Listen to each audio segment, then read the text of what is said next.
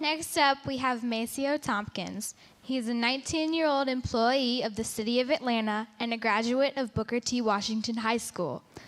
Growing up on the northwest side of Atlanta, Macio has overcome numerous challenges and hurdles to achieve his dream of graduating high school and being a model of success for his family and friends.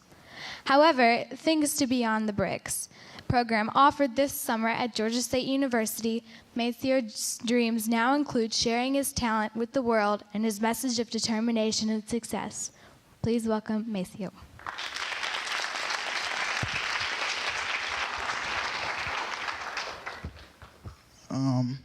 This poem that I'm about to read is called The Product of My Environment.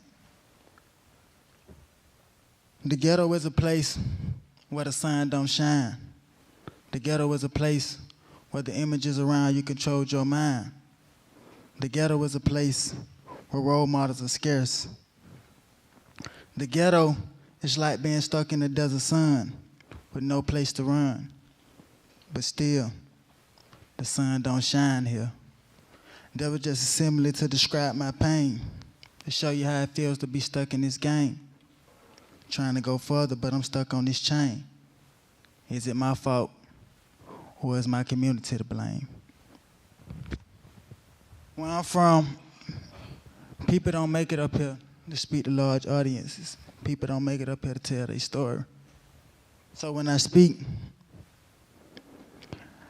for the youth. When I speak for 1,000 people at one time. When I speak for all my homeboys who couldn't make it up here to speak. When I speak for a community. And speaking of communities, Atlanta houses 4 of the most dangerous zip codes in the country, which is the most in the nation for one city. And out of those 4 zip codes in Atlanta, my zip code's topped the list at number 5, 30314. I'm from a community located on the west side of Atlanta, officially known as the English Avenue community, AKA the Bluff. Imagine being a 5-year-old boy growing up in poverty. That means drugs, murder, and crime is around you at all times. You're absorbing it, you're taking it in, it's becoming a part of you. And everything you see every day becomes normal. You see people selling drugs, you see people on drugs, you see alcoholics, you even sometimes witness shootouts firsthand. And everything that comes on the radio at this time are things that promote this lifestyle as being okay. And all of this is going on with no parental discretion. Now, imagine being a 10-year-old boy. Your father cheats on your mother, causing them to separate. That means your mother is now a single parent. You don't realize it at this time, but one of the biggest role models in your life has left. By this time, you're entering middle school, and mama's not telling you don't go past that stop sign anymore. So now you're roaming further and further into the community. You start interacting with your environment. The people you seen when you was 5, they become your friends. The streets and the people in the streets become your role models. Similarities in the situation at home bring you on the streets even closer.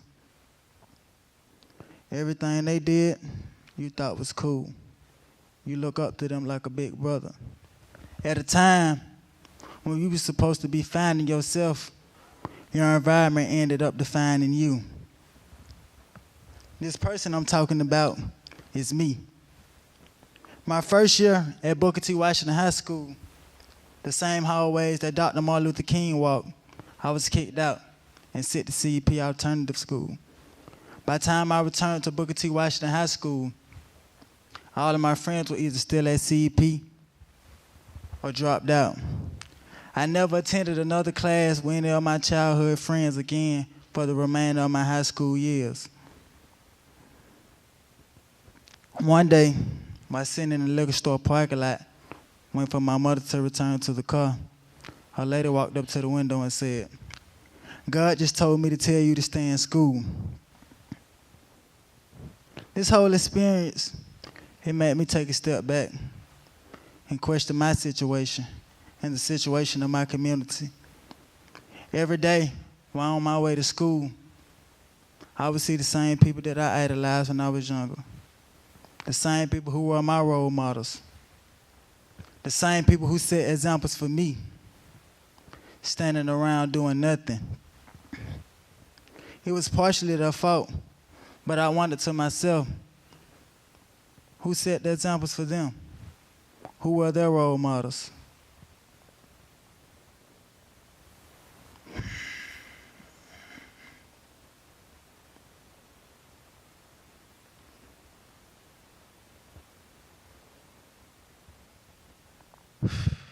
Hold up, yeah, I gotta bear with me.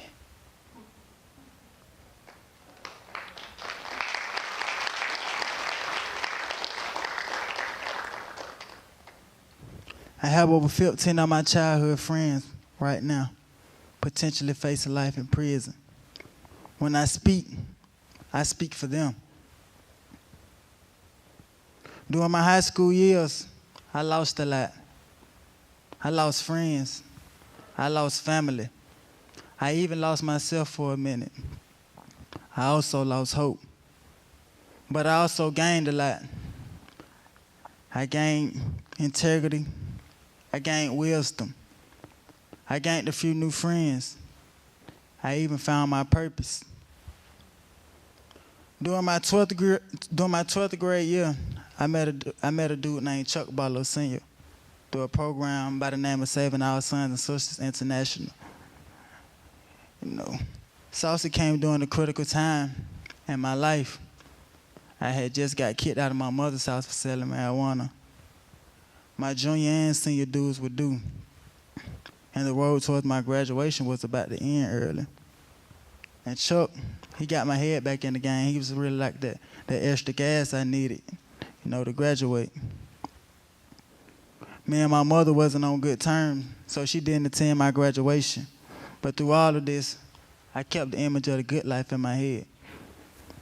The summer after my graduation, I met a lady named Miss B through an internship at City Hall. Miss B was like my second mom. She helped me land a job with the city of Atlanta, which I'm currently working. While working, I often ask myself, what would I do next? Afraid that I would be there working for the rest of my life, I often search for new opportunities. Then one day, I got a call from Chuck saying I got this media literacy program called Beyond the Bricks at the Georgia State Crime Center. I want you to come check it out. The day before the program, which was a Sunday, I was falsely arrested and accused of strong armed robbery. I spent 5 days in Fulton County Jail for something I did not do. But still, I moved on. The next week, I went down to the Georgia State Crime Center. My instructor was this intelligent guy by the name of Mike Molina, a recent graduate of Yale Law School. Every now and then, he was assisted by Brian Williams and Brian Murray, directors of the Crime Center. We talked about issues that young black men faced every day and how society viewed us and what we could do to change that. Beyond the Bricks gave us a voice. We were given cameras in addition to a small grant, and we were challenged to go out into our communities and address the cause that we felt needed the most. So I thought back to all my friends that had felt victim to the system, and I asked myself, what could I do to change that? What could I do to prevent this from happening to another generation from my community? So I came up with a mentoring program by the name of Lights, Camera, Action, or LCA.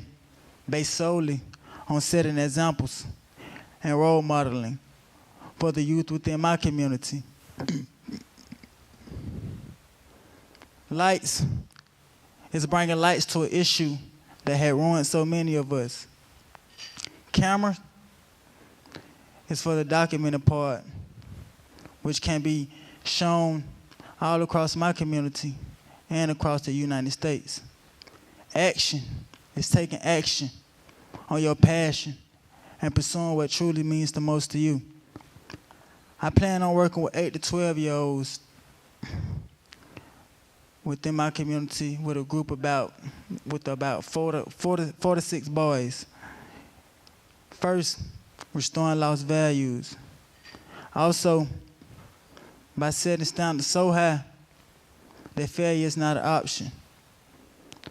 I plan to encourage them to take advantage of every situation and try to truly get them to understand the struggles that our people went through to get us where we are today, and that anything less is a step backwards, which leads to failure.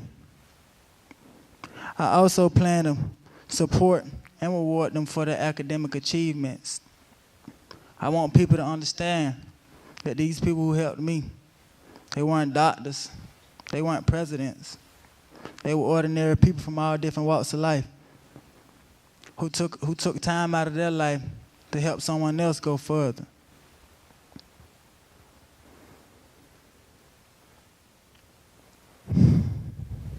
I have this saying, if someone holds the door for you, you should hold the door for somebody else.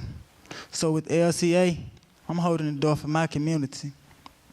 I challenge everybody here to take in consideration the action that you take around young people. I encourage everybody here to encourage every young person you see. And I myself, I vow to be a role model, a teacher, and a friend. Peace.